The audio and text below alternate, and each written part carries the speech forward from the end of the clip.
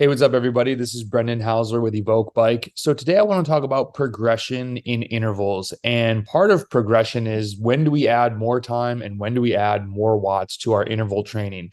So four scenarios that I want to talk through are threshold or FTP intervals, VO2 max intervals, over-unders, and tempo. And this came up in a recent podcast with my former coach, Tom Bell, when he was on That Triathlon Show.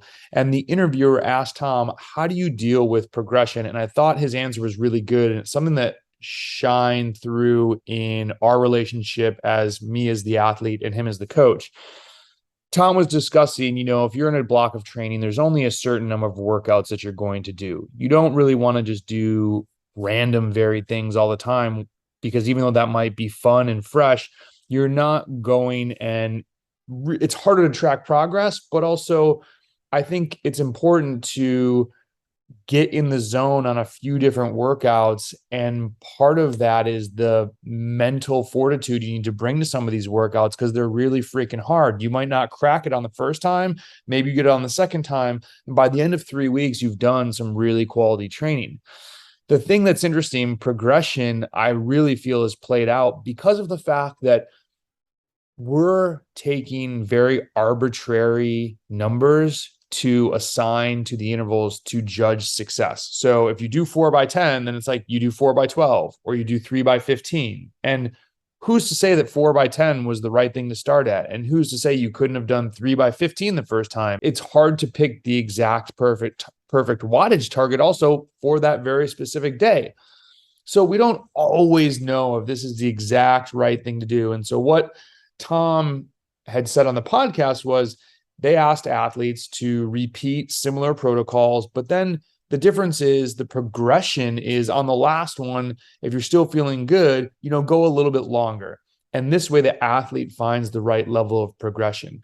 We never trained where it was like, hey, you did 5x5 at this watts. Now next week we're doing more wattage.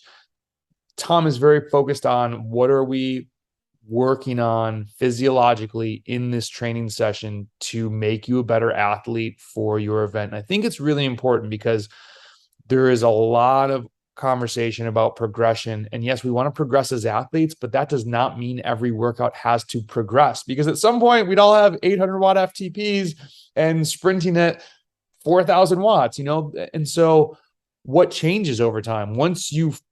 After years of training and you hit an FTP that you're really you can't get any higher, what happens? Well, you can do those at less stress. You'll see your heart rate is lower. You'll be able to do them later in a ride. You'll be able to do more of them. You'll be able to ride at more time in zone. And this takes years and years and years and years.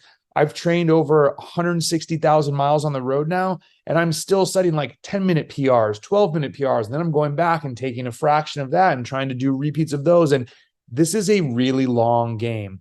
So I'm always surprised when I read in a forum, someone's, and I'm not knocking people, but if you're saying you're an experienced trained cyclist and you've trained for 3 years, you just aren't. It's just, you are still very new, and that's exciting. You have so much room to grow.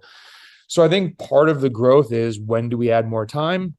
When do we add more watts? And unfortunately, like most things in training for an endurance sport where you're trying to change your physiology and become a better athlete, it depends on your situation. But hopefully we can talk through some of these situations.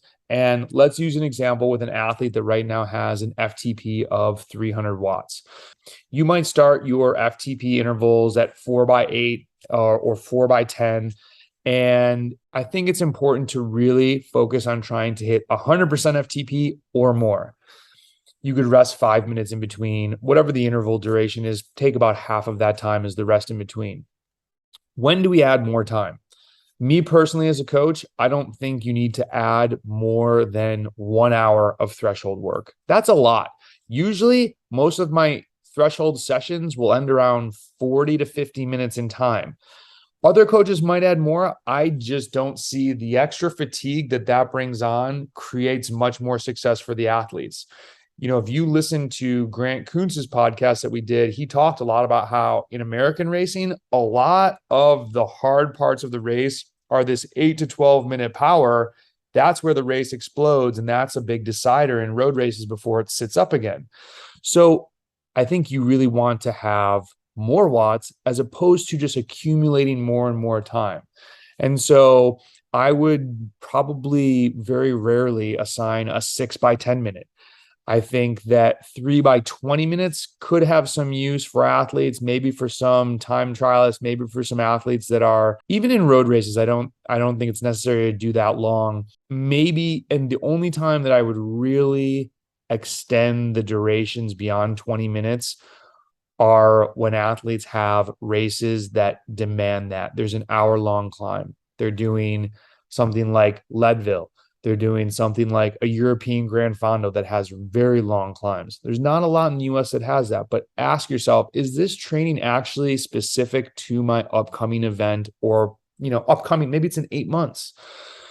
So when do we ride at more watts? For me, I lean more towards having an athlete having more watts. 110% for this athlete would be 330 watts. I think number one, a higher level athlete needs to be pushing 110% on these 10-minute intervals.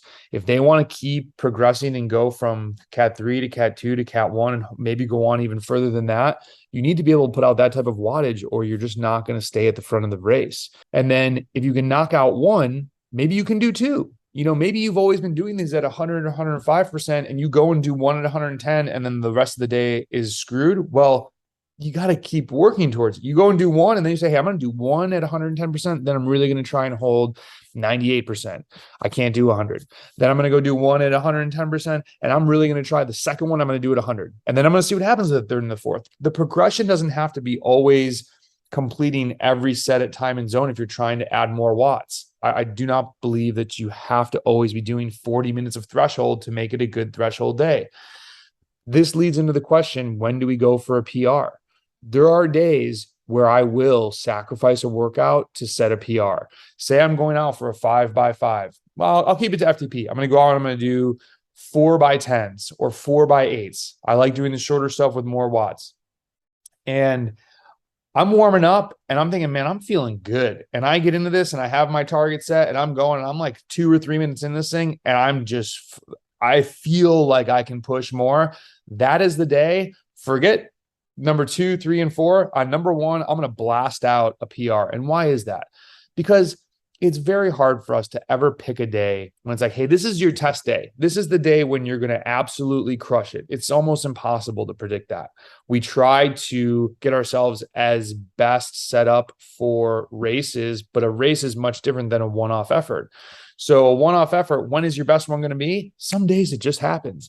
And I would sacrifice that because now you're going to have new numbers to base off. If this guy is doing, 300 watt FTP, 330 is 110%, and he's just flowing one day and he's like, I think I can do 345 today.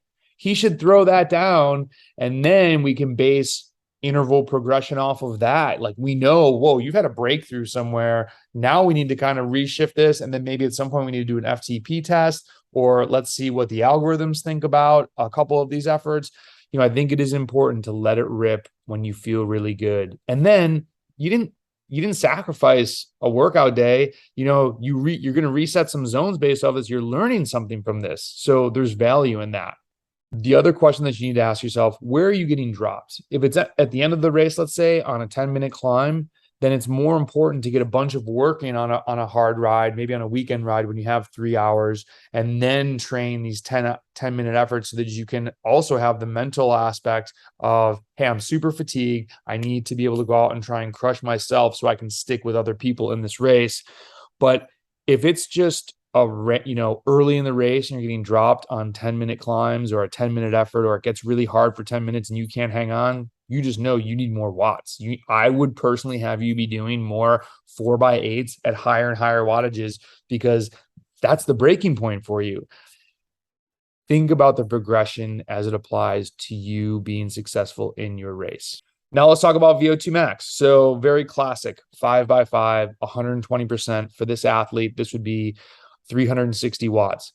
How do we look at repeatability? And then how do we look at when do we want to go longer? When do we want to do more watts? I think it depends on where you are in the season. Also, there's, I think, better workouts for better preparation of races.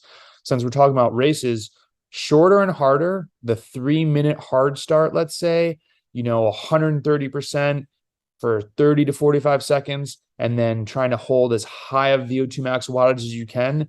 Maybe do that 5 or 6 times. That's really good before racing starts, because those are oh crap, someone's going, you need to jump across to them. You're just going full send, and then you guys are trying to stay away. It's very specific to your race, and it's good to not only have that pressure on the pedals and having to put out the watts in training, but mentally you remember how deep you have to go.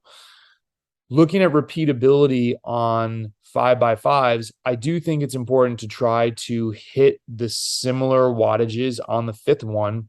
Now, if you're struggling on the first two, you're just going too hard. If you're struggling on the first two, you're just not going to hold it on the 5th.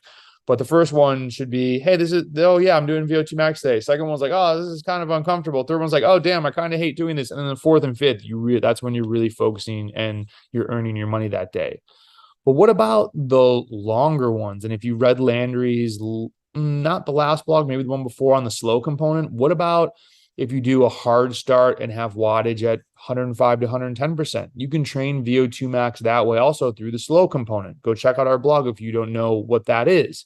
Also, I find these longer hard starts and lower wattages, when I say lower, meaning into high threshold, low VO2 max wattage, it's very race specific. There are times in the race where there's these 6, 8, 10-minute efforts that are just very hard, very super threshold. This is literally what we just talked about 2 minutes ago in the threshold section. Above threshold and low maximal aerobic power. I know when I say low VO2 max power, some people are going to say there's no VO2 max power. I get it. It's a physiological system, but in that range is really important to be good at. And then when do we PR? Same thing. I have a litmus for myself. I always want to be able to do 5 minutes at 500. And every once in a while, I just go crank that out. And I know if I have that, I would do more repeats around 460 to 480. If I can do repeats at that, if I can crank out 500, it's usually when I'm riding pretty well. And so as you train more and more, you'll have these benchmarks, but don't let the benchmarks hold you back. Trust me, I'm still trying to ride 5 minutes harder than that. If I could do 520, 545, keep going. But that's just I always want to make sure I can do 500. So then with VO2 max, when do we add more watts? If you are doing a 5x5 and you're completing them all, I'd add a few more watts, or I would shorten the duration and go harder. The other aspect is you can train your VO2 max with the hard starts and the remaining wattage is done at high threshold.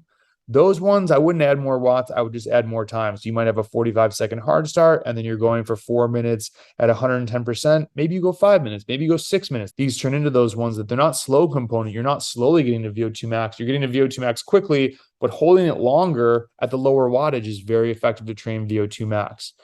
I think once you get into a ballpark of where you're at with maximal aerobic wattages, you're not adding too much. You're trying to get better, and that's where the PRs come from, and you'll reset your numbers that way. Whether you're doing 360, if you can add more on, eventually you'll get to 380. It's not going to go up much more until your FTP increases. And so I don't know if adding more watts is the right way to look at it from week to week. Over-unders. These ones are interesting because over-unders are what I use to boost FTP, because remember, FTP is the balance of how much lactate you create and how much you can clear. I believe that over-unders are much more effective at boosting athletes' FTPs versus doing steady state intervals. However, steady states are easier to see progression because an athlete can compare, hey, I did 10 minutes at 300 watts. Now I did 10 minutes at 310 watts. Da, da, da, da, da. That being said, what we said in the very first part of the video, maybe you could have done 310 watts the first time. We don't know. It's impossible to perfectly dial it in. There's power meter error. What if you had 2% under read and 2% over read? The power meters are tools. They are not the end all be all. So with over unders, the first one that I would give to people is like a 3x10 minute, it's a 3x12 minute, 30 seconds at 120%, and then 2 minutes at the lactate clearance rate around 75 to 85%. Most athletes hit a home run with this. If they don't, then this is, hey, we're not going to go any harder or make them any longer because they're struggling with this. But just elongating that over to 45 seconds makes it much more difficult. And now you've got a 15-minute interval. Or for an athlete, these are the ones where I think you can get away with some variety, because you don't want to just get in the groove of over, under, over, under, over, under. It becomes a little robotic, and no races like that. This is to change your physiology. Create lactate, work on clearing lactate. Create it, clear it, create it, clear it. You will improve with these. To keep it fresh and to still accomplish the same things, what about a 4-minute hard start at 110%, then a minute at 105, 106, and then a minute and a half at the under, and then you can modulate the under 70 to 80, or maybe we're doing 80 to 90. I do change the under percentage to be higher as we get closer to races, because there's a paper that Tom had showed me that what the study found was our natural best rate at clearing lactate is about 70 to 80% FTP. So if you're going a little bit harder, you're not really training the clearance aspect as much, but it's more race specific. If you can still do the overs and go harder under, you're going to be better prepared. So it's a mixed bag in those. And you also have to look at your rider type. If you have a big anaerobic capacity, you might really need to make these longer to begin with, because you're going to crush the overs. The overs aren't going to be hard for you at all. You've got all this anaerobic capacity to cover the wattage needed. So that always brings us back to, this has to be athlete specific. What is your natural physiology? What's the physiology that you're trying to change for what type of event? As we talked about, if you have a long Grand Fondo or like long climbs or Leadville, that's going to be different training than if you're doing a 100-mile gravel race, or if you're doing an American 3-hour road race, or if you're crit racing all the time. So always look at yourself in the event. It's so important. And then the last one, tempo intervals. I think this is a really easy one to discuss, because I don't almost ever, there's very rare exceptions where I'd have an athlete do over 80 minutes of tempo in one session. And usually I just spread them out over a 3 or 4 hour weekend ride when they're going to be by themselves. It makes the ride go by very quickly.